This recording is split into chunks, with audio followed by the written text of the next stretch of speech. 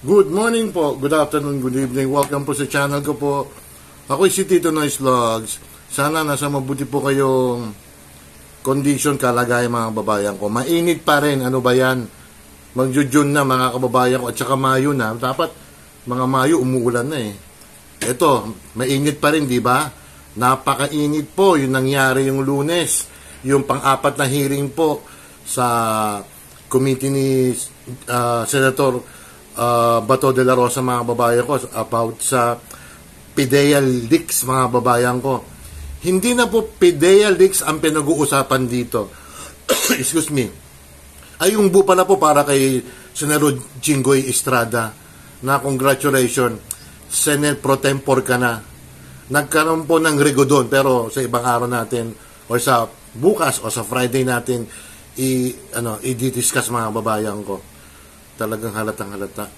Kasi mga kababayan ko, so hindi na PDEA leaks ang pinag-uusapan sa hearing na yan. Sa law and order, dangerous drugs mga kababayan ko. Ang pinag-uusapan na ay yung PDS, personal data sheet ni Jonathan Morales mga kababayan ko. Although, pwede naman sigurong pag-usapan yun, kasi in fairness din kay ganun ni Chingoy, no? Gusto niyang subukan yung credibility nga ni Jojo Morales mga babayan ko. Nagtagumpay po siya mga babayan ko. Kinontempt po siya nag-request po siya si Senator Jinggoy Estrada kay Chairman Bato de la Rosa na side to contempt mga kababayan ko. Kasi dahil do sa PDS nga po na umamin naman siya na pirma po yan, handwriting ni Morales, pero ang hindi sinabi ni Morales po ay hindi po siya nag-check ng no. Kasi about kung may kaso ka ba or wala. Ganun sa gobyerno mga babayan ko, marami mga questioner. Mag-check ka na ng yes or no. Dito sa usapin noong Monday, ayun, para na po nung si Senador Jinggoy, parang planado nga eh. Yung Tikoy na cite in contempt pa rin eh. Pero ang alam ko, pinakawala na ata yan ni Senator Bato de la Rosa eh. Grabe si Chis Escudero rin. Mga kababayan ko, ang pinag-uusapan dito talaga, yung papeles, yung ginawa ni Jonathan Morales na magkakaroon ng raid ops, mga operation mga kababayan ko, na hindi tunuloy. Hindi nila pinag-usapan yung kasi sinasabi nila na walang ganun, walang nag-i-assist sa ganun na papeles. Pero si Senator Bato naman naniniwala. Bakit hindi diniscuss? Ang diniscuss mga kababayan ko, yung PDS ni Jonathan Morales o pang-apat na hearing na. Yung dating sino ba yun? Yung dating executive secretary si Ochoa, pumunta nga po, nagbasa ng statement niya, hindi na kinwestiyon. Anong klase yan? Senator Bato, ano ba? Anak ko, mukhang tatanggal ito sa listahan ko ha. Sige, isang pagkakataon pa. Baka sayang din. Ito yung nangyari mga kababayan ko, yung Monday. Parang planado eh. Naawa rin ako kay Morales mga kababayan ko. Pero, dapat in-anticipate na niyan eh. Kasi, magaling, in fairness kay Jinggoy, magaling si Jinggoy mag-interrogate kahit hindi siya abogado. Noon pa yan. Kasi sinusubukan lahat ng mga resource person, yung credibility nga. Hindi rin si Morales na naka-experience sa ganyan. Marami pa, yung noong senador pa kailan ba naging senador to? Yung mga panahon ni Noynoy. Grabe magtanong talaga si Jinggoy mga babayan ko. Pero, binabawi ko ng boto ko sa iyo, Jinggoy. Eto mga babayan ko. Mr. Chair, tinanong ko kanina kung pirma niya ito. And he already admitted na pirma niya ito. Tinanong ko rin kung handwriting na ito. First question, kanina tinanong, is this your handwriting? Sabi niya, hindi niya maalala. Nung present ko ulit yung kanyang itong PDS sa kanya, pinag-aralan niya, inamin niya na handwriting na raw niya. Now, he is denying na hindi niya sinagot itong isang question. Sino naglagay ng no? Multo? Your Honor, ito yan yung mga naiwan ko ron. Did you, Pidea. Ang problema kasi, Sila namin galing, sa kanila galing yan, Pidea. Senador. Sa inyo raw galing to, kayo raw nag-check nung yung sagot ng PIDEA kasi maganda eh. Your Honor, I am not Jonathan Morales. PIDEA is not Jonathan Morales. Mr. Chair. Tumatawag. Mr. Chair. Yes, go ahead. I move that he be cited in contempt. There is a motion. For continuously lying before this committee. There is a motion of Senator Jingo Estrada. Mga kababayan ko, yung sinabi ko, granting nga nagsinungaling to si Jonathan Morales, mga kababayan.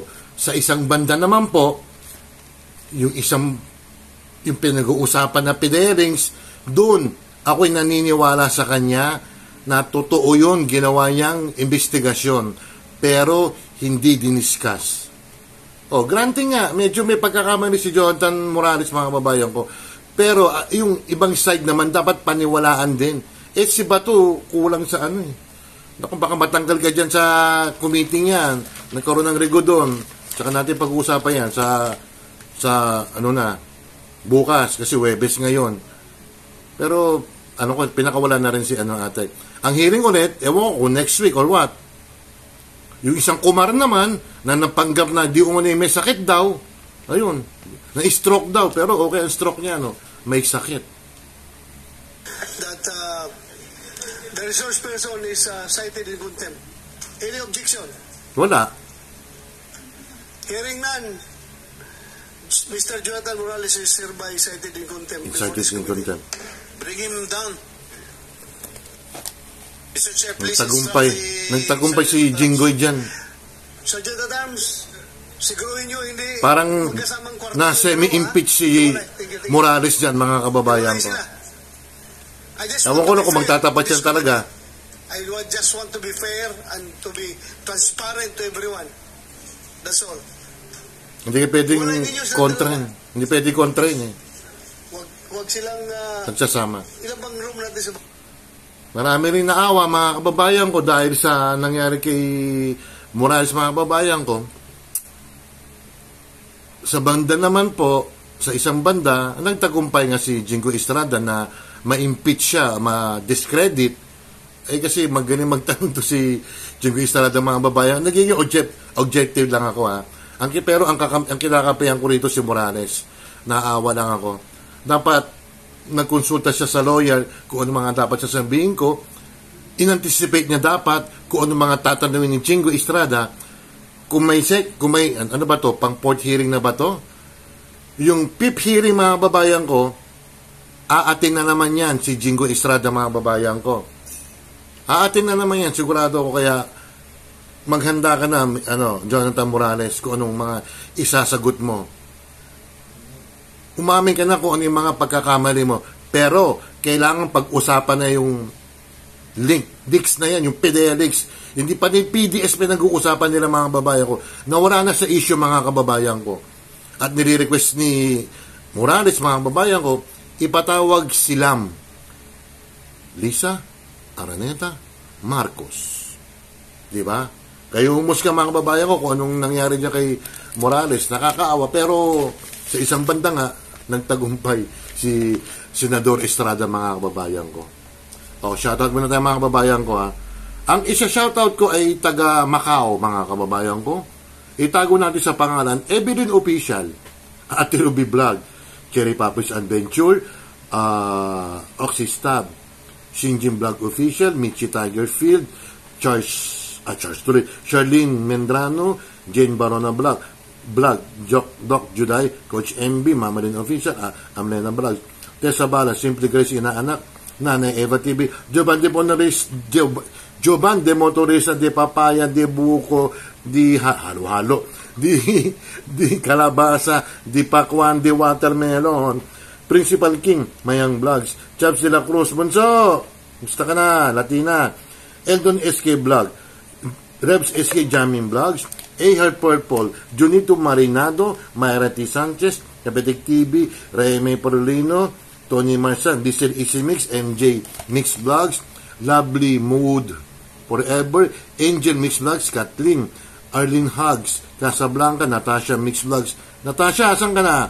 Mama ni Raj, Eunice and Burgess Tandem, Baby Yashi Official, Marus TV, Friendship tuloy. Guwapong Lalaksod, Jana Mix Vlogs, Benji, Opa Sanchez. Opa, asan ka na? Dems Cake, Sweetie Cake Channel, Nuna, Wonder PH, Jurens Vlogs, Ella Kimo, Cindy Mini TV, Iris Neris Channel, Evelyn Official, Evelyn Orasing, Ati Isabel, Marintes, Padulina, belated happy birthday, Nina Lares Malosano, Marites Coco, Kojos TV, Angie of San Francisco, Ferdy Albino, Kabaternaga, Roseward Adventure, Family Flower Vlogs, Jopis Official Channel, Charles Lumawi, Tita Pearl, Boss Anin, Girly Mersa, Casey, Banana, Baby Abby, Sarah Vlog, JC is over, Dayang Lovelace, Texam, Glendy Anuel, Mother Earth, John Carroll Vlog, Beth Pilapil, Aichel Vlog, Maricel Vlog, Kapangok Vlog, Kaligatan TV, mga kababayan ko. Sino ba nakalimutan ko? O, iyan ko na lang, Again, mga kababayan ko, I hate to say this, pero ang galing ma-impeach ni Senador Chingo Estrada. Nakapuntos siya rin, mga kababayan ko. Kaya, para sa iyo, Senador Estrada, ito sa iyo.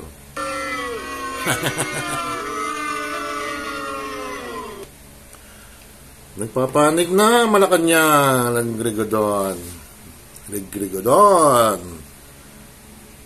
Good luck sa iyo, Jonathan De La Cruz. De La Cruz. Lagi ko De La Cruz. Jonathan Morales, mga kababayan ko. Makakapuntos ka rin. Sana lumabas yung yung CI, yung confidential informant, kaya na medyo malabo ilalabas mo na ba, Maharlika? Binigay ata sa yung mga photos Ikaw bahala. Nasa Amerika ka naman Don't forget to like and subscribe. Hit the bell notification para ma-update kayo sa aking mga video. Maraming salamat po at mag-iingat po tayo. Mainit pa rin po. Peace sa inyo lahat. Bye.